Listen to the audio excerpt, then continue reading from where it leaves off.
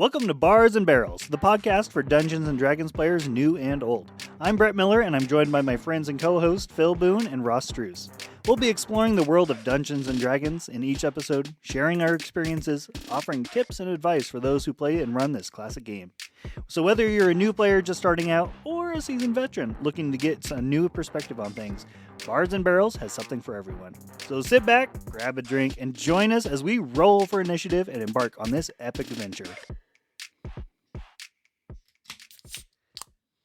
As the pops open, fellas, we have a good one tonight. We are talking about jumping in to your first session. A very exciting time. All right, sorry, I'm done. The mystery of the popping can has been solved. I don't know why it's these ones. It is. So, first session, what do you think? Do you remember you're going into your first session, first of all?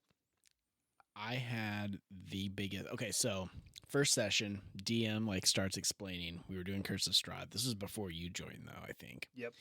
And starts explaining, laying out that initial description of where you're at. And I had the biggest smile on my face that entire time. This is so flippin' epic. I'm excited for this. I feel like I was really lost. My first episode. Yeah, I could see. I wanted to that play, way. but I'm like, you said what? What am I supposed to do? I think I just felt like I had no idea what I was doing. I think that's what hit me. My very first time playing. I jumped in after Ross and some of the people had been playing for a little bit. I was terrified because I'm like, I have no idea what's going on. I'm trying to watch every YouTube video I can just so I can not make a fool of myself going into this. But if you're coming into your first session, what do you guys say what do you need to have? What do you need to bring to your first session? What do you need to expect on that first go about? So, Go ahead. Nope. We looked at each other and they couldn't decide who was going to go. You go. No, okay, fine. I think the first thing that you need to make sure you have is your player sheet. So you want to come to the table with your player sheet. If you're playing with actual dice, make sure you have those. If you're playing in D&D Beyond, your dice and your player sheet are going to be in one spot. Phil, what other things do you think you need? If you're bringing paper or whatever, you need to take notes. So either bring a computer or tablet, phone, pad, and a pen or pencil, probably pencil.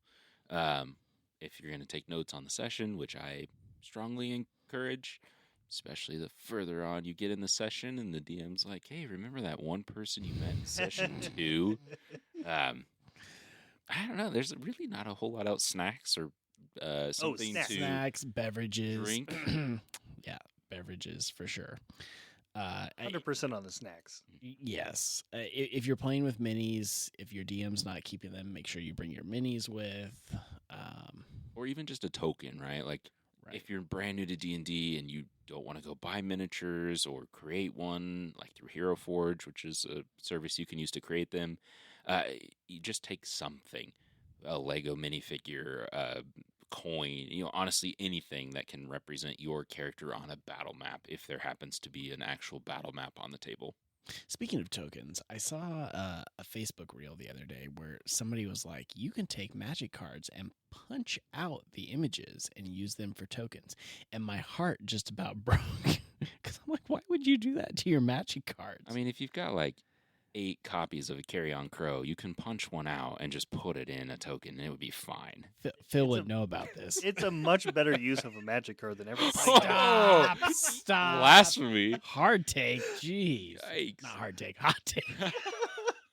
All right. Hard take. One thing we haven't talked about, I don't think, on any of the episodes is how D&D is structured when you're actually playing it. It's an open world game. It's free flowing. There may be kind of a path to A to B that the DM has to worry about, but you as a player, you kind of get to just go along for the ride. I would say if you've never played D&D before, the closest you're going to come, it would be in today's context, would be a Hogwarts Legacy, a Grand Theft Auto type video game where you can go do whatever you want. You choose when you do the missions, right? That's probably the closest you're going to come. D&D is probably more open world than that. You could spend sessions upon sessions doing absolutely nothing that pertains to the actual storyline of your game, if your DM allows that. And so, in that sense, it is like the true essence of you can go do whatever you want for however long you want until the time comes that they're going to find a way to hook you into the story. So, it is the true epitome of open world. Yeah, for better or for worse, I would say on the DM side of the table, it is an extremely open world, and you can spend 6 sessions hanging out at some random bazaar, or you always have that one character that no matter where you go, they're always spending every time you're in a village at the brothel, and you have to figure out how to fit that in or get them out of there. They want to know what happens. Like, hey, did they get a special boon? I'm like, well, how'd it go? Like, let's roll and see how you did last night. So, figuring out how to kind of fit those things in. But, it really is that open world. Sure, there's a point A and there's a point B. There's a start, there's a finish. And some things, we got to connect the dots, right? But how we get there, I mean, you got some pretty crazy looking line charts. And you're going to meet a lot of NPCs, non-player characters along the way. Some of the ones that the DM probably didn't expect you to fall in love with are all of a sudden going to be ones that you want to drag along with you for the length of the campaign or come back later on. And it's one of those things where the DM doesn't necessarily know, the players don't know. It's just going to be free-flowing on where things are going to take you. I think that's like the the biggest like pro and con to the open world is it's great that you have the ability to do that, especially if you have a DM that knows the world inside and out and can describe things quickly, accurately, although you'd never know the difference if it was accurate or not. And then the flip side of that is they may not be prepared to do that. Again, you're not going to know that if they're at least quick on their feet and can pull something together pretty quick. So as you jump into the first session, one thing is, have you had a session 0? Have you introduced your characters to each other before this session, or are you jumping in cold and introducing your players for the first time? And how do you even start that for the first time? I think if you didn't have a session 0, right, this is your opportunity to potentially try to tie your character into the world if it hasn't happened yet. A lot of the kind of out-of-the-box pre-written campaigns that Dungeons & Dragons Wizards of the Coast that they've created, they start typically with a group of adventurers in a tavern or something akin to that, outside of a gate or in a marketplace. And, that's kind of like a meet cute for the characters, but you have to figure out how your character got there. So what is there in your background that could bring them into that particular scenario or that particular area in the realm? I've also seen game sessions where they've done like essentially, everybody's at the table and then you go player by player. So it's like everybody's in the same city, but it's like, where are you and what are you doing? And then after you go through everybody introducing their character like that, then you pull them into that tavern or into that common area, and that's how they meet. And then so you've established their personal backstories at least a little bit, and then you've brought them together, and then you take off from there. So, but you're absolutely right. It's the stereotypical, well, you're sitting in a tavern and this person's sitting across the way kind of deal. Ross, one of the ones that you've talked about before, at least to us, is you DM'd a session for some new players that once you got into it, you were like, okay, you're in a marketplace. What do you do? And they were kind of like, Right. So I think with first time players, you're always going to run into that. It's like they just don't know how to react. So as a DM, you just have to walk them through those things, right? And I think there's some good that comes out of that awkward, like, it's an awkward pause. What am I going to do? Stressful situation as a player that pushes you and gets you out of your comfort zone and gets you into the world and thinking as your player. I think it's almost not D&D related. It's like anything. So if somebody puts you on the spot in the real world, like there's 3 of you and I'm going to pose a question and one of you needs to answer, somebody is going to step up and do it. And then that's going to free the others up to also do that. So it's just D&D is the structure of the game is you put them in a situation and you see how they react. How they react leads to the next step. That's all you're doing here. And so it's like that, like you said, that awkward moment, somebody steps up, answers, and then you move on to the next one. It's a lot of like improv, but without the pressure of being on a stage. I think it can help almost establish not necessarily a party order, but you start to see the people that are kind of always willing to jump in, or like someone's getting ready to jump in, and a lot of times they end up being the people that lead a lot of the social interactions. Not always that way, but especially at the beginning of a campaign, as people are getting more comfortable, especially if you're working with a party that may not know one another. If you go to the table with people you've never played with before, you kind of have to learn that, like, what's their style, who's comfortable talking, who's going to take the lead, and honestly, like, which characters have high charisma, who should be taking the lead, because you're going to learn that over time too. You're not going to know that out of the gate. You also find out who is comfortable role playing too. Yeah. Because you're going to run into a lot of just people like refer to themselves in the third person. Like they're not going to jump right into that role playing right away. So it's navigating through those things, because those first several encounters are going to be a little awkward. And then, so as you're getting into those encounters, the dice start to be rolled. And that's where your player sheet and your skills come into play. Yeah, I think it can be overwhelming for a new player, but if you really kind of boil down the roles, right? There are 3 main roles in the game in its entirety. So you have your ability check, a saving throw, and an attack roll. Now, beyond that, you have some like damage type rolls, those kinds of things, but those are the big 3, and those are the ones that are based on the roll of your D20, and typically that are all tied back to those ability scores that you would have assigned out during your character creation process. And I would say, as a player, you don't have to be worried about knowing when to roll something. Your DM is going to ask you to roll something. It's like if you're talking to a shopkeeper or barkeeper or something like that, and they're like, and you're trying to say, "Hey, what's going on in the city?"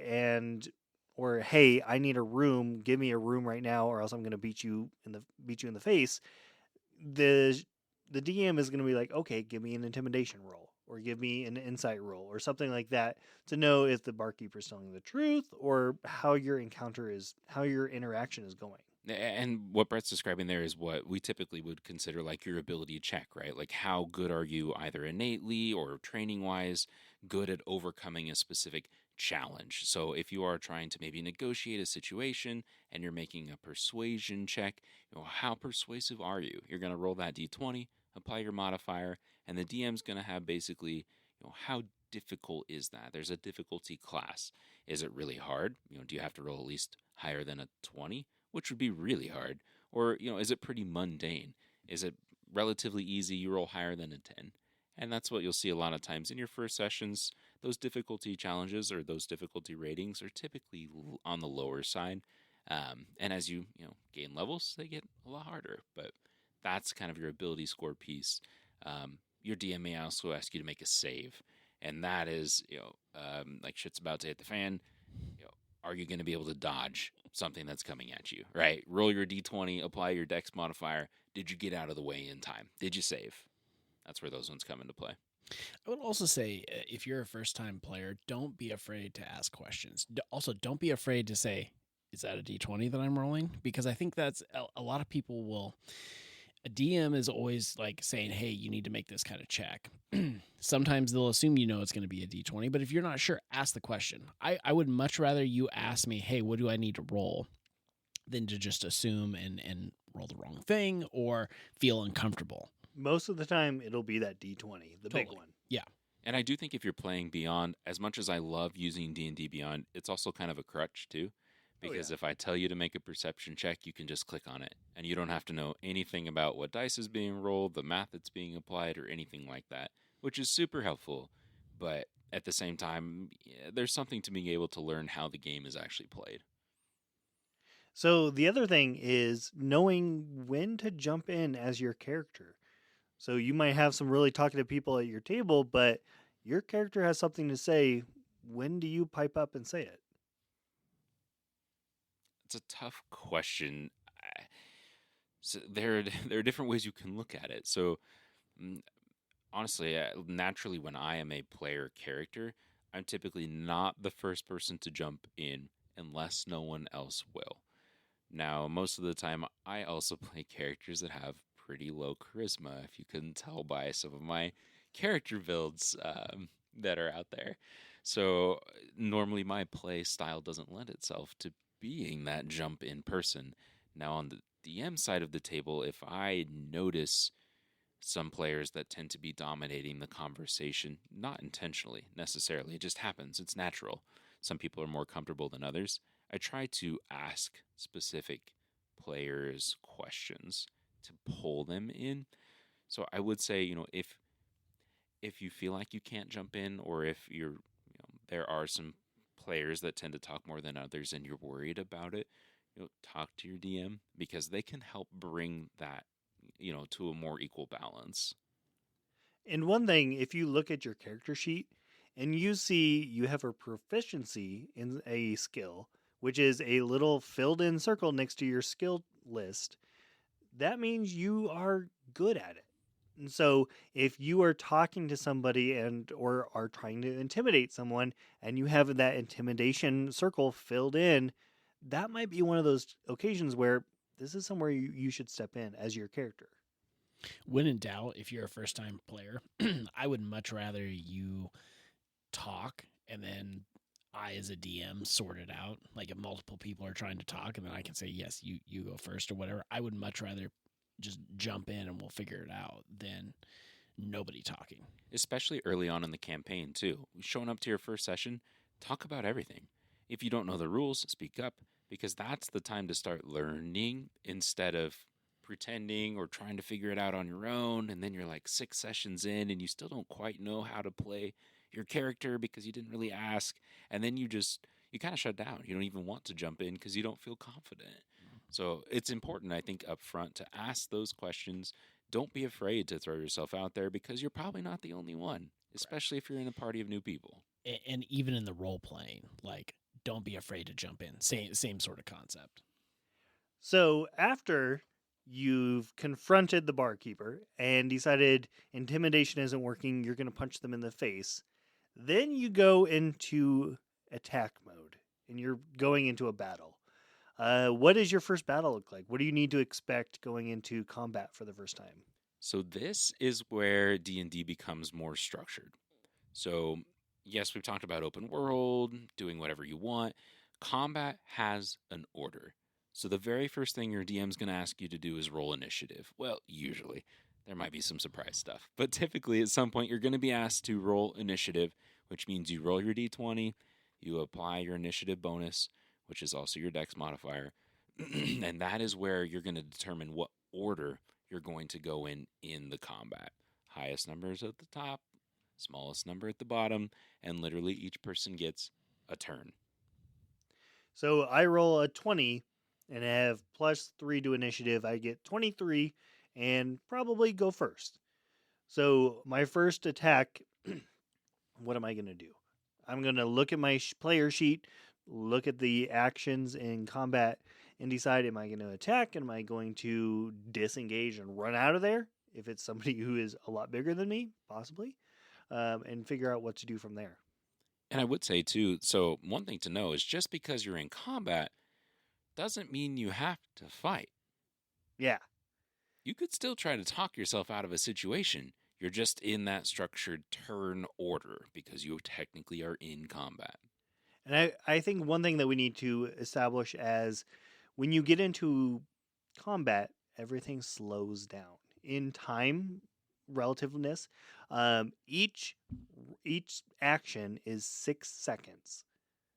So every round, everybody's going through a 6-second time window.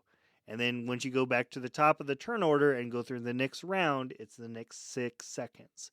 So 10 rounds is a minute of combat. So everything is very condensed to just a short little window of things happening.